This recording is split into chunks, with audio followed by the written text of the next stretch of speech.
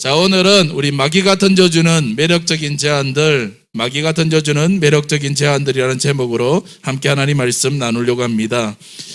예수님이 공생애를 시작하시면서 가장 먼저 하신 일이 뭐냐?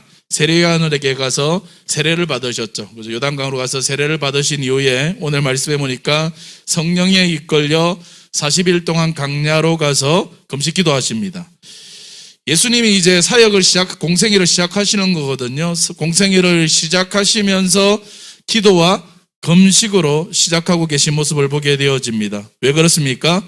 성경이 가르쳐 주잖아요. 기도와 금식 외에는 이런 이유가 없느니라 그랬거든요. 할렐루야.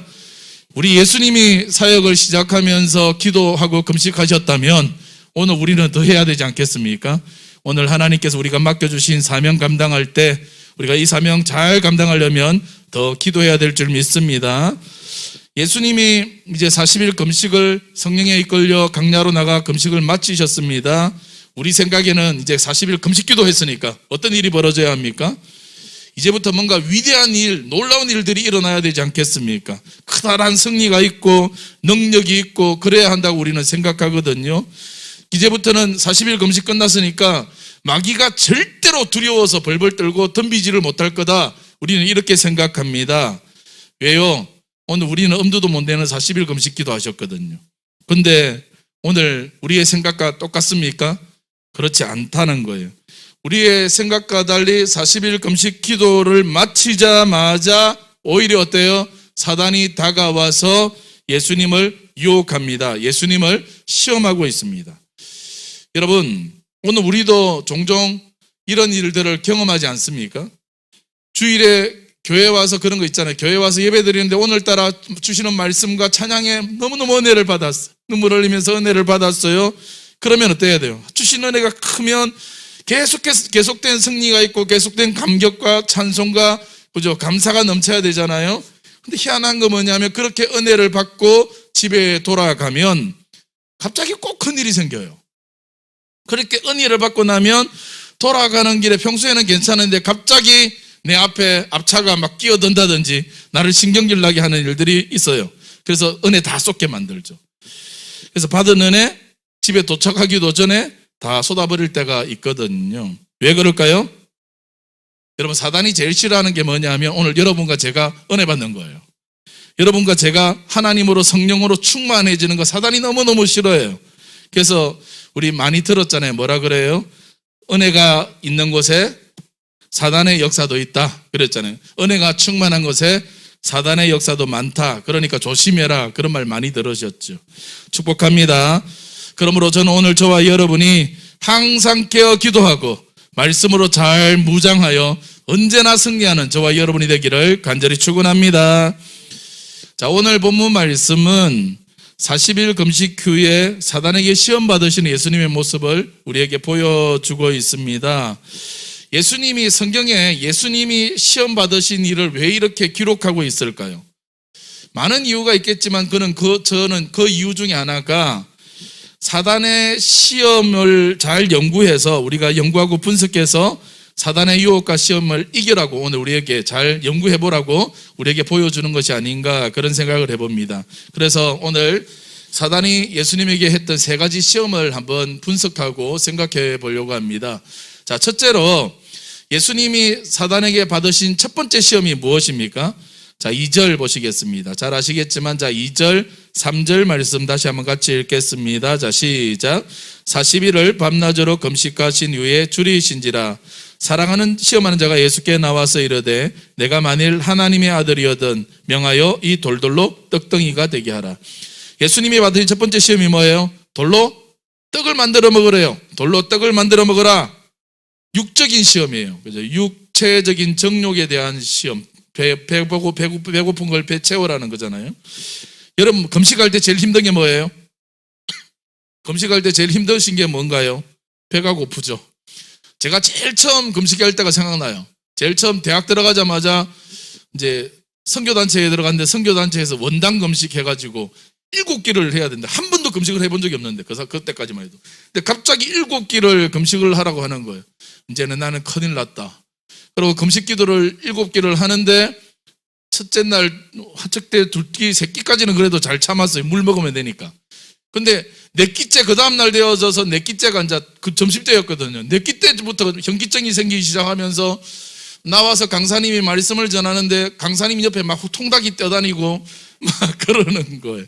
그래가지고 금식하고 나면 여러분 그 섭식을 잘해야 되잖아요. 그죠? 잘 다스려야 되는데 그 통닭이 머릿속에 떠나지 않아가지고 금식 끝나자마자 가가지고 통닭을 먹었던 기억이 있어요. 요즘은 그래요. 그때는 그 7끼지만 요즘은 한 끼만 굶어도 막 신경질 나고 그러거든요. 그죠? 금식 쉽지 않아요. 금식하면 먹고 싶고 배가 고픈 게 당연합니다. 사단이요, 40일 금식한 예수님의 약점을 너무너무 교묘하게 잘 아는 거예요. 그래서 뭐라 그래요? 와가지고 육체적인 정욕이죠. 배고프다, 먹고 싶다, 이걸 노리는 거죠. 그래서 돌로 떡을 만들어 먹으라 시험합니다.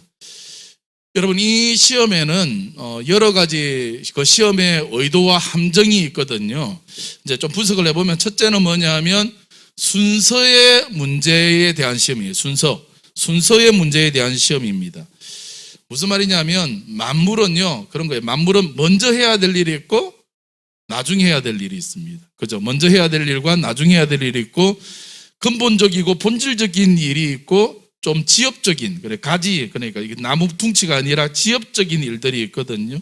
우리는 먼저 해야 될 일, 내가 먼저 해야 될 일이 있고 먼저 해야 될 일을 먼저 하고 근본적이고 본질적인 일들을 우리는 바로 먼저 해야 되고 깨달아야 되거든요. 그렇죠? 그런데 사단은 어떻게 하느냐 하면 자꾸 먼저 해야 될 일보다 나중에 해야 될 일에 관심을 쏟게 하고 근본적이고 본질적인 문제보다 우리로 하여금 지엽적인 문제에 자꾸 마음을 쏟게 만드는 거예요. 우리가 잘 아는 마태복음 6장 33절 말씀에도 보면 예수님이 먼저 뭘 구하라 그랬어요? 그의 나라와 그의 의를 구하라 그랬어요. 먼저라는 단어가 됐죠. 먼저 해야 될 게 있다. 먼저 그의 나라와 그의 의를 구하라. 우리가 관심이 있어 하는 육적인 것, 무엇을 먹을까, 무엇을 마실까, 무엇을 입을까 하는 문제, 먼저 할 일이 아니라 어때요? 나중 할 일이지 보다 본질적인 문제가 있다라고 오늘 가르쳐주고 있습니다. 먼저 하나님의 나라와 그의 의를 구하는 것, 이게 오늘 우리의 삶에 있어서 가장 먼저 해야 될 일이다 우리에게 가르쳐 주세요. 그리고 약속하십니다. 너희가 먼저 본질적인 문제, 근본적인 먼저 하나님의 나라와 하나님의 의를 구하면, 그러면 먼저 구하면 그러면 어떻게 한대요? 본질적인 문제에 우리가 마음을 쏟고 있으면 그 다음에 어떻게 돼요? 지엽적인 문제, 무엇을 먹을까, 무엇을 마실까, 무엇을 입을까의 문제는 하나님이 다 책임져 주시겠다 약속하시는 거예요. 할렐루야. 그러니까 이게 중요하거든요. 근데 우리는 항상 하나님이 책임져 주신다 하는데도 불구하고 우리는 자꾸 여기에 더 마음을 자꾸 깊이 가지게 돼요. 우리가 생각해 보세요. 우리나라가 60년대, 70년대 뭐 보릿고개를 지나고 먹고 살기 참 힘들었잖아요. 그죠? 밥 먹는 것도 배가 고픈 그런 시대였거든요. 그래서 한국 교회가 모이면 사람들이 뭘 첫 번째 기도했냐면 하나님 배가 고파요. 잘 먹고 잘 살게 해주세요. 좀 배 안 고프게 가난해서 이겨나게 해주세요. 잘 먹고 잘 살게 해달라고 기도했어요. 그죠? 그래서 하나님이 이 나라를 축복해 주셔서 우리가 지금은 잘 먹고 잘 살게 됐잖아요. 그런데 보세요. 그렇게 60, 70년대에서 지금 2020년대에 왔는데도 불구하고 지금도 한국 교회의 최고의 첫 번째 기도 제목이 뭔지 아세요? 성도들이 와서 하는 기도 첫 번째가 뭔지 아세요? 하나님 지금도 잘 먹고 잘 살게 해달라. 지금도 안 변하잖아요. 그죠? 안 변하죠. 이게 좀 뭔가 이상하죠. 그죠? 분명히 그때랑 지금이랑 완전히 다른데도 불구하고 기도 제목은 여전히 변하지 않고 내가 먹는 것, 입는 것, 마시는 것, 집 문제 이런 것들에 자꾸 기도 제목이 아직도 그렇게 있다라는 거. 우리의 관심을 여기에 계속 쏟게 만들고 있는 거죠. 이런 부분에 우리가 늘 깨어서 생각해야 될 부분들이 있습니다. 여러분, 오늘 마귀가 와서 돌로 떡을 만들어 먹으라 할 때 예수님 뭐라 그래요? 사람이 떡으로만 살 것이 아니요 하나님의 말씀으로 살 것이다. 그러면서 첫 번째 시험에 대해서 승리하십니다. 그럼 물어볼게요. 말씀과 떡은 오늘 우리에게 둘 다 있어야 돼요? 없어야 돼요? 그죠? 둘 다 있어야 돼요. 말씀만 있어서는 못 살아요. 그죠? 말씀만 먹으면 죽죠. 밥 먹어야 해서 육적인 체질이니까. 말씀도 있어야 되고 우리는 떡도 있어야 돼요. 말씀도 있어야 되고 쌀도 분명히 있어야 됩니다. 그러나 중요한 건 뭐냐면 둘 다 중요하고 둘 다 있어야 되는데 근데 순서가 중요하다는 거예요. 둘 다 필요하지만 순서를 똑바로 분별하고 순서가 중요한 거거든요. 말씀이 우선이냐 떡이 우선이냐, 그죠? 그게 중요한 거죠. 그래서 늘 말씀이 우선을 해야 되는 거. 축복합니다. 저는 오늘 우리 믿음의 성도는 항상 하나님의 말씀이 우선이고 하나님 나라가 우선이고 교회가 우선이고 육적인 것보다 영적인 것이 우선인 오늘 저와 여러분이 되기를 바랍니다. 그죠? 뭐가 본질인지 뭐가 먼저 우선해야 되는지 이걸 잘 분별해야 돼요. 둘째로 첫 번째 사단의 시험 돌로 떡을 만들어라의 문제는 순서의 문제이기도 하고 또한 방법에 대한 시험이에요. 방법의 문제에 대한 시험이에요. 여러분 떡은 뭘로 만들어요? 떡은 뭘로 만들어 먹나요? 그죠? 밀가루나 쌀로 보통 쌀로 만들어 먹잖아요. 근데 돌로 만들어라는 거예요. 안 되는 거죠. 떡은 돌로 만드는 게 아니에요. 아무리 급해도 돌로 떡을 만들어 먹을 수 없는 겁니다. 무슨 말씀이에요? 오늘 우리 크리스찬들은 어떻게 살아야 되느냐? 방법과 수단이 똑바라야 된다는 거예요. 그죠? 그러니까 뭐 결과만 좋으면 되지 않냐? 결과로 말하는 거 아니냐? 아니에요. 우리 크리스찬들은 동기도 중요하고 그 동기와 목적을 이루어감에 있어서의 방법과 수단도 올바라야 돼요. 좋은 게 다 좋은 게 아니에요. 우리는 늘 그러거든요. 좋은 게 다 좋은 거 아니냐? 아니요. 방법도 옳아야 돼요. 방법도 항상 옳아야 됩니다. 우리나라 속담 가운데 다 우리가 속담이 다 옳은 게 아니에요. 보면 속담 중에서 우리가 따르지 말아야 될 우리 크리스찬적이지 않는 속담들이 많거든요. 이렇게 예를 들면 그런 거 있거든요. 오르지 못할 나무는 쳐다보지도 마라. 요새는 바뀌었어요. 오르지 못할 나무를 왜 쳐다보면 안 돼요? 오르지 못할 나무는 사다리 놓고 올라가라. 들어보셨죠? 요새는 그런 거예요. 그러니까 올라갈 수 있어요. 그죠? 그런 다음에 또 그런 거 있죠. 아니 땐 굴뚝에 연기 나랴. 이게 우리 머릿속에 딱 있어요. 아니 땐 굴뚝에 연기 나랴. 그래서 누가 뭐라 그러면 지가 뭔가를 했으니까 굴뚝에 연기 나지 이렇게 생각하거든요. 아니요. 제가 목회를 해보고 이렇게 살아보니까요. 아니 땐 굴뚝에도 연기 나더라고요. 연기를 만드는 사람들이 항상 있어요. 그러니까 아니 땐 굴뚝에 연기 나랴, 연기 나요. 이런 속담은 없어져야 돼요. 더군다나 또 뭐가 저는 안 좋은 속담이냐면 우리 속담에 뭐로 가도 서울만 가면 된다 그러거든요. 뭐로 가도 서울만 가면 돼. 왜 뭐로 가요? 똑바로 가야지. 그죠? 서울만 가면 뭐로 가면 서울만 간다. 이건 잘못된 거예요. 여러분 오늘 우리는요. 서울을 못 가는 한에서도 뭐로 가면 안 돼요. 그죠? 크리스찬은 못 가는 한에서도 뭐로 가는 게 아니에요. 똑바로 가야 돼요. 서울을 가기 위해서라면 내 목적과 성공을 위해서라면 수단과 방법을 가리지 않겠다. 이건요. 소인배적인 삶의 스타일 우리 속에 크리스찬이 가지는 삶의 라이프 스타일이 되면 안 되는 겁니다. 제가 대학원 다닐 때 신대원인데 좀 부끄러워요. 이제 신대원 다닐 때 이제 시험을 치잖아요. 이제 중간고사, 기말고사 이렇게 시험을 치는데 신대원생들은 컨닝 안 하겠죠. 그죠? 아니에요. 그래서 하도 컨닝을 해서 저희들 대학원 때 원우회 앞에 붙는 게 정직한 원우회를 가자. 그래서 다 우리 학우들 원우들이 다 정직해야 된다. 그래서 컨닝하지 말자 이런 운동도 했거든요. 대학원생인데 신대원생인데도 불구하고. 근데 친구 중에 부끄러운 이야기지만 이런 친구가 있었어요. 시험을 치는데 우리는 다 정직하자 그러고 이제 안 했어요. 컨닝을 안 했어요. 점수를 안 받으면 안 받았지. 안 받으면 안 받았지. 하나님 앞에 그러면 안 된다. 이랬는데 한 친구는 컨닝을 했어요. 다 적어왔어요. 다 적어와가지고 우리가 정직한 원우회 하자 그랬기 때문에 감독님이 이렇게 와서 보지를 않았어요. 시험 감독이 없었거든요. 그러니까 그냥 그대로 뺏겼어요. 그래가지고 그 친구가 장학금을 받았답니다. 장학금을 받았더니 이 친구가 하는 말이 뭐라는 줄 알아요? 컨닝 해가지고 장학금 받았는데 하나님께 감사합니다. 하나님께 영광 그러는 거예요. 그래서 내가 뒤에서 그랬어요. 웃기지 마라. 그게 무슨 하나님께 영광이냐고. 그런 적이 있는데 여러분 아무리 이익이 된다고 해도 방법이 옳지 않으면 하지 마시기 바랍니다. 아무리 내게 손해가 된다고 해도 그게 하나님의 뜻이고 한 의로운 일이라고 하면 우리는 좁은 길을 선택하고 그 길을 가야 되는 거예요. 결론적으로 여러분 돌로 떡을 만들어 먹으라는 사단의 첫 번째 시험은 순서의 문제고 방법의 문제에 대한 시험이에요. 축복합니다.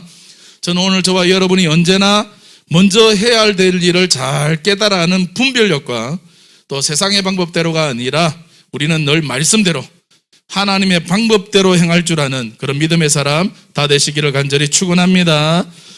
둘째로 사단이 우리에게 던져주는 두 번째 시험의 내용은 뭐냐? 자, 5절 보십시오. 자, 5절, 6절 말씀 똑같이 읽겠습니다. 자, 시작. 이에 마귀가 예수를 거룩한 산으로 데려다가 성전 꼭대기에 세우고 이르되 내가 만일 하나님의 아들이거든 뛰어내리라.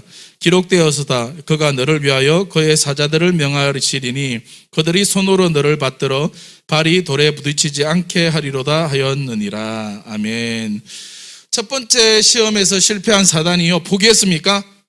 안 포기합니다. 사단은 잘 안 포기합니다. 예수님을 이제는 어디로 데려가느냐? 거룩한 성전 꼭대기로 데려가요. 거룩한 성전 꼭대기로 데려가서 어떻게 합니까? 뭐라고 합니까? 네가 만일 하나님의 아들이거든 성전 꼭대기에서 뛰어내려라 그래요. 성전 꼭대기에서 뛰어내려라. 그러면 어떻게 돼요? 그러면 천사들이 와가지고 네가 다 하나도 안 다치도록 너를 붙들어서 아무것도 안 다치게 만들 거야. 그러면 어떻게 돼요? 그러면 성전에 얼마나 사람들이 많이 와 있겠어요? 성전에, 예루살렘 성전에 와 있던 모든 사람들이 그 모습을 보고 우와, 저는 꼭대기에서 뛰어내리는데 하나도 안 다쳤네. 와, 대단하다. 그리고 모든 사람들이 너를 쳐다보고 주목할 거야. 네가 인기 짱이 될 거야. 수많은 청중들이 너를 따르게 될 것이고 너는 최고가 될 거야. 최고의 랍비가 될 거야. 그러니까 네가 한번 뛰어내려봐. 그리고 시험한 거죠.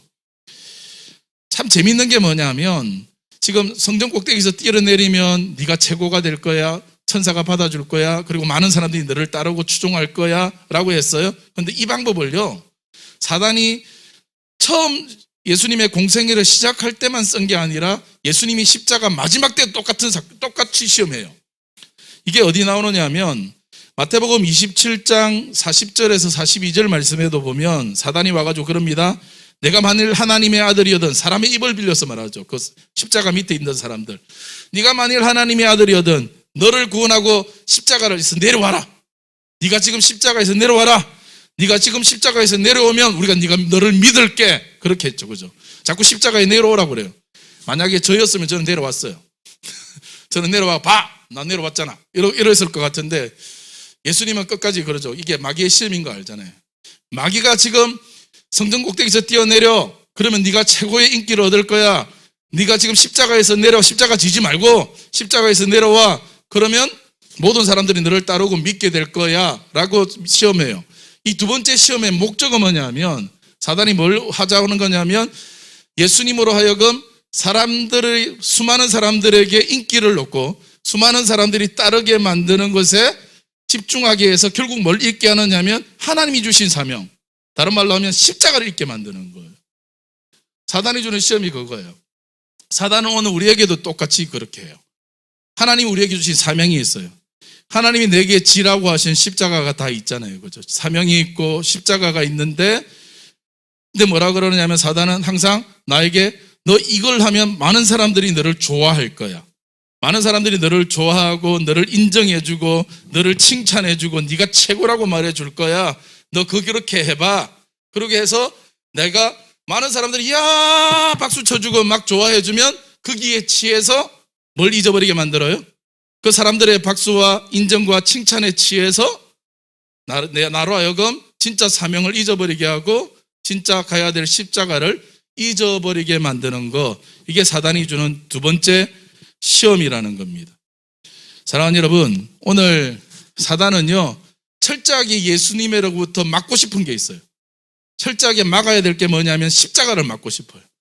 왜냐하면 십자가가 왜 그래요? 십자가는 모든 인류를 구원하는 능력이기 때문에. 할렐루야. 십자가는 모든 더러운 죄를 깨끗게 하고 어떤 죄라도 다 씻어주는 강력 표백제, 그죠? 파워 슈퍼 세탁기가 되기 때문에 그 십자가만은 사단이 지금 막고 싶은 거예요. 그래서 예수님에게 십자가를 지는 걸 막는 최고의 방법으로 뭐라고 이야기하느냐? 사람들의 인기, 그죠? 명예, 우리로 따지면 지금 명예, 육신의 정욕, 안목의 정욕, 그죠? 안목의 정욕을 추구하게 만드는 겁니다. 여러분, 우리가 여기서 기억할 게 있어요. 예수님이 금식하신 후에 사단이 와서 세 가지 시험을 했죠. 세 가지 시험을 했는데 우리가 주목해야 되는 게 뭐냐면 시험 세 가지 중에 한 가지는 강야에서 받았어요.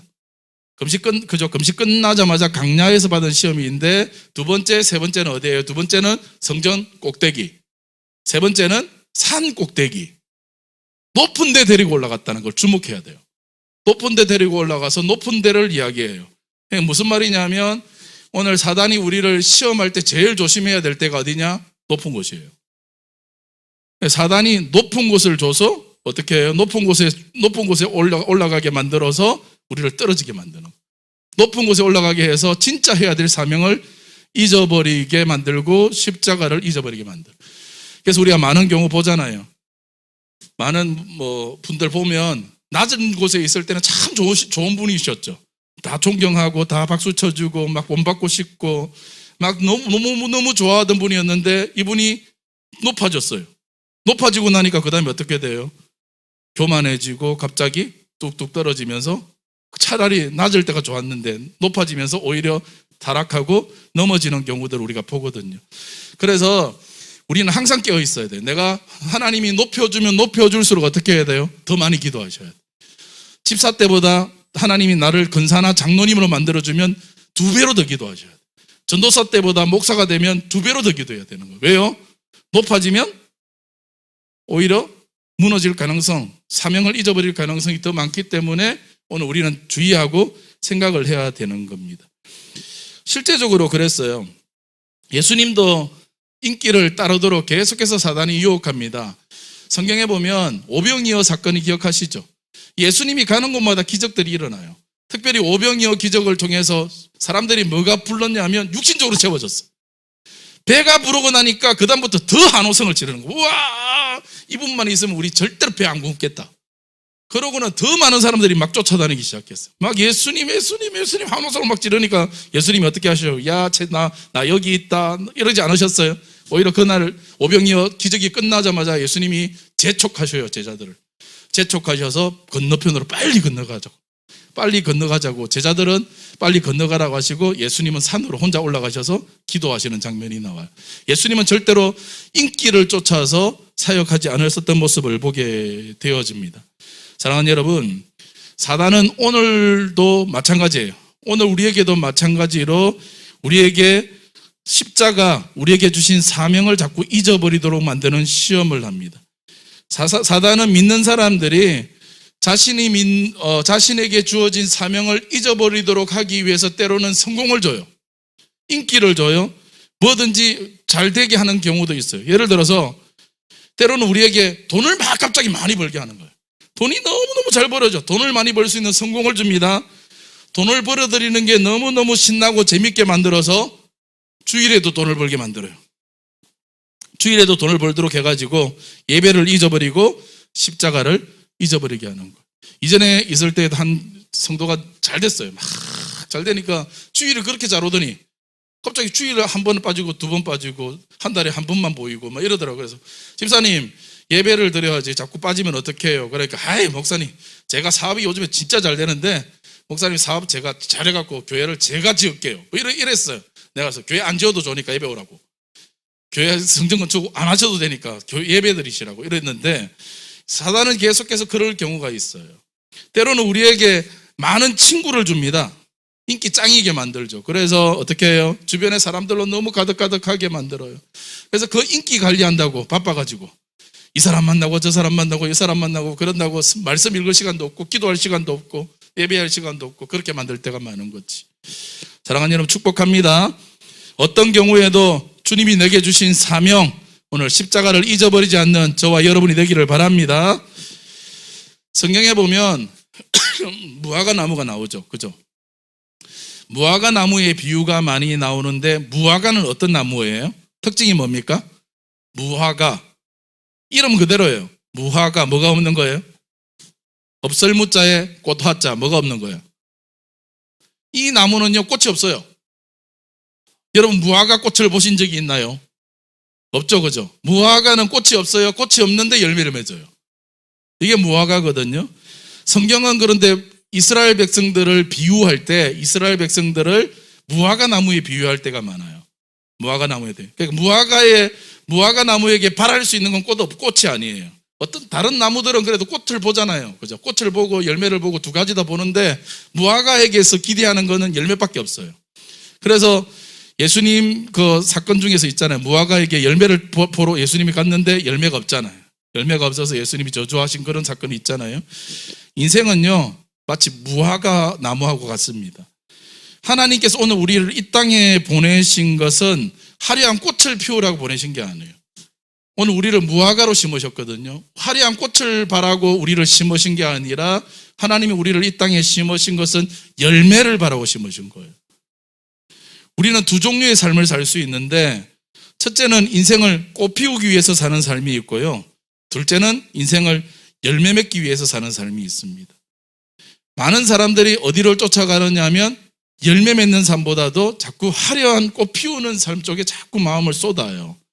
자신을 드러내고 자기를 자랑하는 꽃 피운 모습으로, 화려한 꽃 피운 모습에 관심을 두고 거기에 마음을 쏟을 때가 많아요. 아니에요.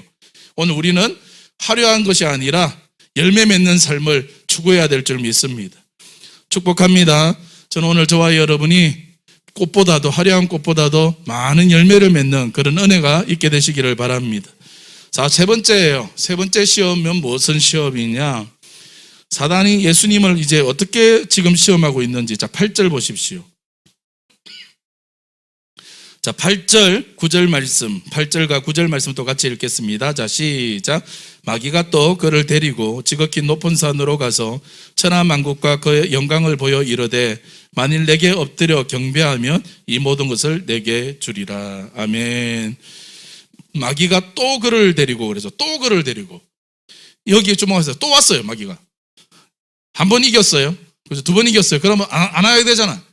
근데 또 왔다는 거 여러분 기억하셔야 돼요. 또 왔다는 거. 마귀는요, 한 번 졌다고 해서 절대로 포기하지 않습니다. 또 와요. 그렇기 때문에 우리는 어떻게 해야 돼요? 그래서 성경에서 뭐래요? 항상 깨어 있으라잖아요. 항상 기도로 깨어 있고 항상 말씀으로 무장해야 될 줄 믿습니다. 또 와요. 또 그를 데리고 지극히 높은 산으로 갔다. 높은 곳 좋아하지 마세요. 조심해야 돼요. 그죠?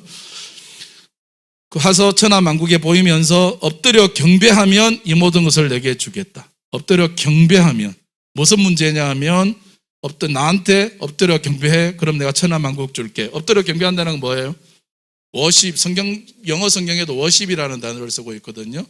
나한테 워십해. 예배드리래요. 그러니까 세 번째 시험의 중요한 포인트는 뭐냐 하면 예배예요. 예배 무너지면 다 무너져요. 그래서 예배가 무너지면 다 무너지는 거거든요. 그래서 여기서 이 단순히 이전 성경에는 엎드려 경배한다를 절한다 그랬는데 그냥 절하는 게 아니라 마귀를 예배하라는 거예요. 예배하라.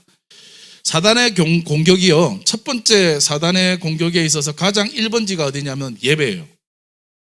우리의 예배를 넘어뜨리려고 하거든요. 그러니까 성도는 반대로 가야 되죠. 성도는 항상 어디가 넘어지면 안 되느냐면 예배는, 적어도 예배는, 다른 거는 몰라도 예배 하나만이라도 난공불락으로 만들어야 돼요. 다른 것, 예배하고는 절대로 타협하면 안 돼요. 예배는 타협하면 안 되고, 나는 절대로 예배는 무너뜨리지 않겠다는 자세가 필요한 거죠. 우리가 코로나가 들어오면서 여러 가지 코로나 때문에 현장 예배도 드리고 비대면으로 예배 드리고 괜찮아요. 연속으로 비대면 예배 드릴 수 있어요. 그런데 이제 비대면 예배를 드리다 보면 뭐가 문제가 되느냐 하면 예배가 무너지는 게 문제예요. 그래서 자꾸 이제 저 같은 목사들은 현장 예배를 웬만하면 현장 예배를 드리시는 게 좋다고 하는 이유가 뭐냐 하면, 우리가 솔직하게 고백하면 비대면 예배 드리면 예배 신령과 진정으로 하나님을 예배해야 되는데 이게 안 되잖아요. 그죠? 그냥 우리 주일처럼 교회에 와서 예배를 드리려면 아침부터 일찍 일어나서, 그죠? 세수하고 다 머리 다듬고 화장하고 옷도 딱 입고 이렇게 와서 하나님 앞에 예배하는데, 집에서 딱 하자 보면 그냥 일어나가지고 그냥 이러다 보면 이게 마음이 안 열려 있죠. 준비가 안 돼 있는 예배. 준비 안 되다 보면 예배가 안 돼요. 괜찮아요. 여러분, 웬만하면 현장 예배를 드리지만 사정상 비대면 예배를 드릴지라도 예배가 무너지시면 안 돼요. 신령과 진정으로 드리는 예배가 무너지지 않도록 온전한 예배자로 서셔야 돼. 예배가 무너지면 그다음부터 다 무너지게 돼 있어. 그래서 성경에 우리가 올해도 그러잖아요. 무너진 성벽을 재건하라 할 때 여러분 목사님을 통해서 느헤미야 말씀을 같이 나누셨죠. 느헤미야가 성벽을 쌓을 때 문을 달잖아요. 문을 달 때 가장 먼저 무슨 문을 달았나요? 양문을 달았어요. 양문이 뭐냐면 양이 드나드는 문이거든요. 양이 드나든다는 건 뭐냐면 제사 지내는 문이에요. 그러니까 가장 먼저 성벽을 쌓을 때 성문을 세우는데 가장 먼저 문을 세운 문이 뭐냐면 예배의 문이에요. 그러니까 무너진 것에 있어서 가장 먼저 세울 때는 뭔가 세울 때는 항상 어디서부터 세우느냐 하면 예배부터 세우기 시작하거든요. 예배를 세우면 그 다음에 다른 것들이 서기 시작해요. 예배부터 세워야 돼요. 지난주에는 제가 엘리야 말씀을 같이 나누었는데 엘리야의 시대는 아합의 시대잖아요. 아합의 시대는 모든 게 다 무너진 시대예요. 다 무너진 시대에서 엘리야가 딱 등장을 해서 이 땅을 새롭게 변화시키기 위해서 가장 먼저 세운 게 뭐냐면 예배예요. 그래서 제일 먼저 한 게 뭐냐? 갈멜산에서 아세라와 바알과 아세라 선지자와 싸우면서 갈멜산의 싸움 번제물에 하나님의 불이 임하게 만들잖아요. 다시금 그 땅 가운데 이스라엘 땅 가운데 하나님의 예배의 제단이 회복되게 만드는 거거든요. 모든 회복은 예배의 제단을 먼저 회복할 때 회복이 역사가 일어나는 거예요. 이게 성경의 원리거든요. 그런 면에서 사단은 항상 우리의 예배를 공격해요. 오늘 정말 우리의 경배와 엎드려 경배해야 될 대상은 우리 하나님밖에 없는 줄 믿습니다. 그런데 사단이 자기 보고 엎드려 경배하래요. 예배를 무너뜨리겠다는 이야기거든요. 사랑하는 여러분, 축복합니다. 저는 오늘 저와 여러분의 예배가 하나님이 받으실 만한 신령과 진정으로 드린 예배가 되기를 바랍니다. 나를 사랑하는 자들이 나의 사랑을 입으며 나를 간절히 찾는 자가 나를 만난다 했습니다. 예배를 통해 주님을 간절히 찾으십시오. 오늘 주님을 만나는 예배가 될 줄 믿습니다. 또 영어 성경에 보니까 9절 말씀에 엎드려 경배하라는 말씀을 직역을 하니까 어떻게 되어 있냐면 가로대, 제가 직역해서 번역을 하면 이렇게 되어 있어요. 가로대 만일 내게 딱 한 번만이라도 절하고 예배하면, 딱 한 번만이라도 예배하고 절하면 이 모든 것을 내게 해주겠다. 딱 한 번이래요. 딱 한 번. 한 번 절하면, 여러분 한번 생각해봐요. 한 번만 딱 절하면 온 천하 만물을 다 준대요. 막 수지 맞죠? 그죠? 수지 맞는 일이잖아요. 사단은요, 지금도 이 말을 효과적으로 사용하고 있어요. 효과적으로. 딱 한 번만. 딱 한 번이야. 딱 한 번. 뭐 여러 번도 아니고 딱 한 번이야 라고 이야기를 해요. 진짜 이게 마지막이야. 마지막이니까 딱 한 번만 해요. 딱 한 번만. 그러나 사랑하는 여러분, 그 딱 한 번만이 하나님의 뜻이 아니고 하나님의 말씀이 아니면 단호하게 거절할 수 있는 저와 여러분이 되기를 바랍니다. 제 가족이요. 저희 가족이 사남매예요. 사남매인데 위로 누나가 둘이 있고 저고 그다음 우리 남동생이 한 명이 있거든요. 어린 시절에 이제 거제도 섬에서 이제 자라니까 천동네에서 먹을 게 뭐 있겠어요. 없으니까 얼마나 배고팠겠어요. 뭔가 생기면 뭐 다 하죠. 돈이 생기면 언제든지 빨리 상점으로 달려가서 바로 사 먹지요. 어느 날 동생이 이게 막내니까 부모님이 좀 더 그러잖아요. 그죠? 막내니까 막내한테 50원을 줬나 봐요. 50원을 들고 가가지고 그 당시 하도 50원짜리를 아이스크림을 사가지고 집에 왔어요. 그게 얼마나 위에 저랑 누나 둘이는 먹고 싶었는지 제가 옆에 앉아가지고 그 먹고 있는 동생 옆에 앉아가지고 맛있냐? 맛있냐? 계속 묻는 거죠. 뭐예요? 한 입만 달라는 이야기잖아요. 야, 맛있냐? 결국 말했어. 야, 한 번만 먹어보자. 한 번만. 딱 한 입만 먹을게. 딱 한 입만 먹을 테니까 한 번만 먹어보자. 그런 옆에서 자꾸 쳐다보고 있는 형과 누나가 안쓰러웠던지 우리 동생이 그러면 좋은데 딱 한 입이야? 딱 한 입이야? 약속을 했어요. 딱 한 입만 먹게 해줄, 그렇게 할게. 그러고는 한 입씩 먹게 해줬어요. 저희 큰 누나랑 저는 동생한테 감사하잖아요. 먹게 해준다 그러니까 동생한테 감사하니까 끄트머리에 그냥 조금씩 탁 먹고 고맙다 그러고 먹었어요. 그 다음에 우리 작은 누나의 차지가 됐습니다. 항상 둘째들이 좀 욕심이 많아요. 그죠? 끼은 둘째들이 좀 그런 게 있는 것 같아요.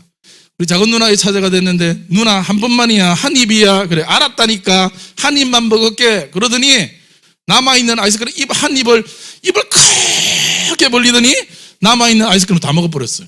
한 입에. 한 입 먹은 거 맞죠? 한 입 먹은 거 맞죠? 근데 그 한 입이 다 먹어버려요. 그 다음부터 어떤 일이 벌어졌는지 우리 가족사라 이야기는 안 하겠어요. 여러분, 딱 한 입이요. 진짜 약속대로 한 입이긴 했는데 한 입 아니죠? 그게 전체예요. 이게 마귀의 전략이에요. 여러분, 사단에게 있어서 딱 한 번만은요, 결코 한 번이 아닙니다. 모든 것이라는 걸 여러분 잊지 마시길 바랍니다. 팥죽 한 그릇에 장자권을 팔아버린 에서와 야곱 이야기 여러분 잘 아시죠? 형 에서가 어떻겠습니까?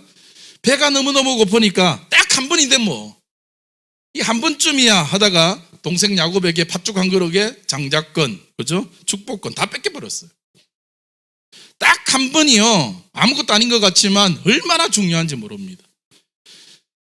직장 생활이나 뭐 대학교 생활이나 뭐 군 생활, 이제 고등학교 다니다가 딱 군대를 가거나 그러면 딱 한 번만에 코 낀 사람들이 많아요.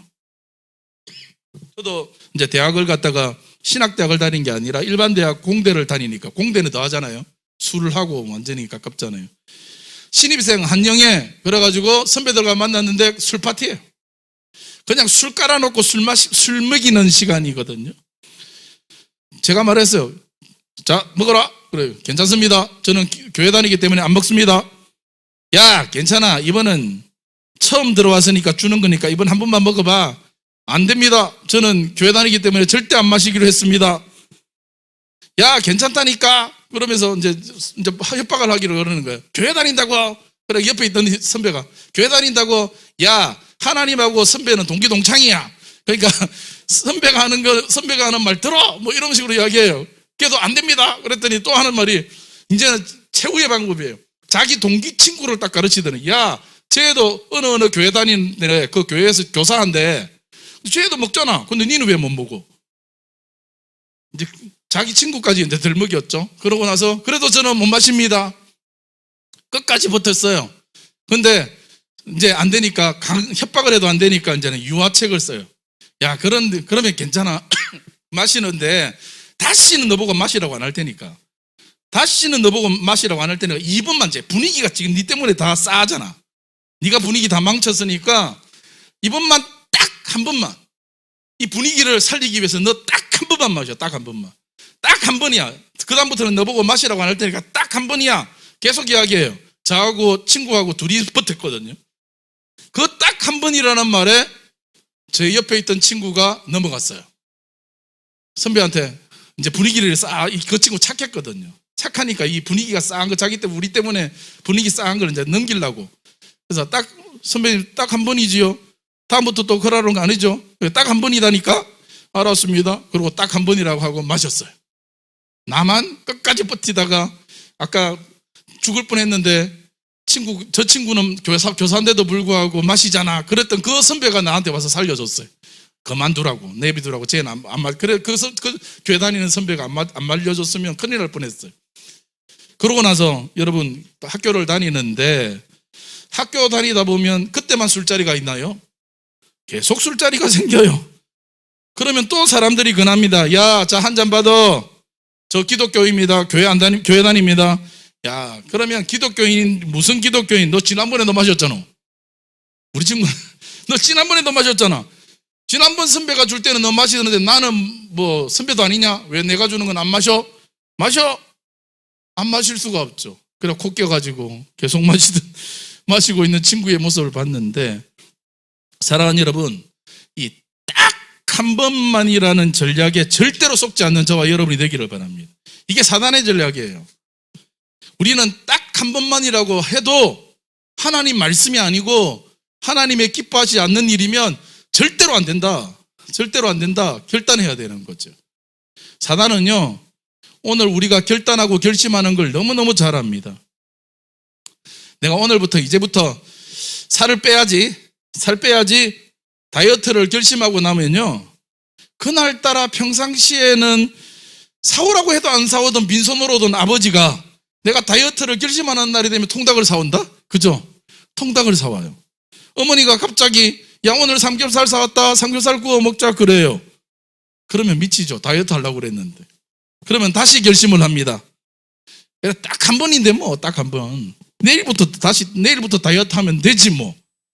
먹어봐야 얼마나 찐다고. 맛있게 먹으면 0칼로리 그러면서 또 먹어요. 또 먹죠, 그죠? 그렇게 결심을 깨뜨려요. 사단은 우리의 결심은 너무나 잘 압니다. 그리고 그 결심을 깨뜨리는 방법도 너무나 잘 알고 있어가지고 딱 한 번이야, 딱 한 번. 이게 마지막이야. 한 번만 하면 돼, 한 번만. 그런데 그게 다 뺏어가는 거죠. 제가 이제 교회를 사역을 하면서 신방을 하고 성도들을 이렇게 돌아보는데 장기결석자들이 왜 장기결석을 하느냐 분석을 해보면 장기결석자들이 처음부터 장기결석 하려고 마음먹고 장기결석한 사람 별로 없어요. 처음부터 그런 게 아니에요. 대부분 자기도 이렇게 장기결석할 줄 몰랐어요.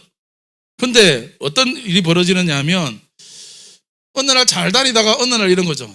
이번 주 너무 피곤한데 이번 주 딱 한 번인데 뭐 이번 주는 피곤하니까 딱 한 번인데 뭐 그냥 오늘은 교회 가지 말고 그냥 쉬지 뭐 딱 한 번인데 뭐 그러고 쉬었어요. 아니면 또 이래요. 에이 우리 맨날 교회 빠지지 않고 가잖아. 아내한테 그러는 거죠. 또 이번에 딱 한 번인데 우리 주일날 같이 놀러 가자. 딱 한 번이야. 다음부터 가자고 할 때 안 할 테니까 딱 한 번이야. 그리고 딱 한 번이었어요. 근데 여러분 아셔야 돼요. 그렇게 하면서 한 번 빠지고 두 번 빠지는데 살아보면 아시겠지만 한 번이 어렵지. 그죠? 한 번이 어렵지 두 번, 세 번은 너무너무 쉬워요. 한 번 깨지면 그 다음에 두 번, 세 번 빠지게 되는 건 너무너무 쉽게 빠지게 되거든요. 한 번 결석하는 게 어렵지 한 번 결석하고 나면 두 번, 세 번 자꾸 결석하게 돼요. 그러다가 어떻게 돼요? 이렇게 한 번 하다가 처음에는 한 달에 한 번 빠졌다가 그 다음에 덤칭덤성 이제 한 달에 한 두 번 나왔다가 나중에 보니까 장기 결석 그러고 있더라고요. 사랑하는 여러분, 그래서 이번에 우리 부활주일에 그런 장기 결석자들 장기 결석하고 싶어서 빠진 게 아니라는 거 아셔요? 누가 잡아줘야 돼. 누가 잡아줘야 되니까 가서 우리 새로운들 중에 지금 장기 결석하고 있는 분들 가서 한 번이 지금 두 번 되고 두 번이 10번 되고 10번이 지금 뭐 2년 되고 뭐 이런 분들 있는데 그런 분들 다시 찾아내고 다시 주님께로 인도할 수 있기를 바랍니다. 사랑하는 여러분, 결단코 한 번쯤이야 하지 마시기 바랍니다. 우리는 사단의 딱 한 번이라고 하는 그 유혹에 대해서 단호한 태도를 가지셔야 돼. 말씀이 아닌 것은 절대로 안 된다. 하나님이 기뻐하지 않는 것은 절대로 한 번도 안 된다. 오늘 이런 결단을 할 줄 아는 그런 저와 여러분이 되기를 간절히 바랍니다. 이제 말씀 정리합니다. 오늘 예수님의 당하셨던 사단에게 받으셨던 시험에 대해서 우리가 분석하고 살펴봤습니다. 첫 번째 시험은 육신의 정욕에 대한 시험이면서 순서와 방법의 문제에 대한 시험이었거든요. 그렇죠?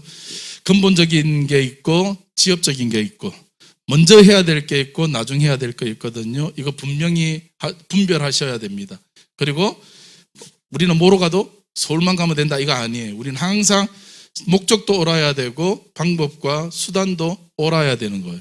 그리고 두 번째, 인기를 추구하다가 어떻게 돼요? 안목의 정욕이죠. 인기를 추구하다가 우리의 십자가를 잃고 사명을 잃으면 안 돼. 사단은 자꾸 우리에게 그렇게 유혹을 해가요.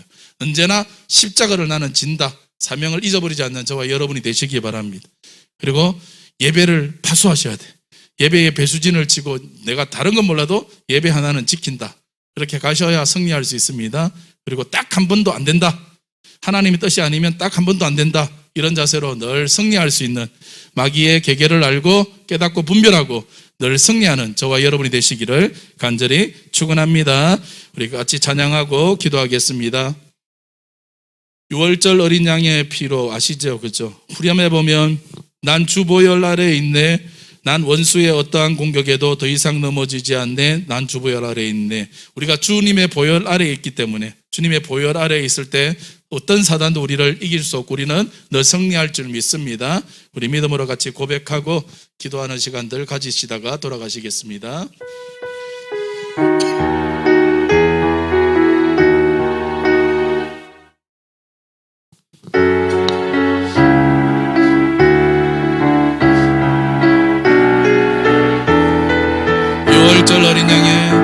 6월절 어린 양의 피로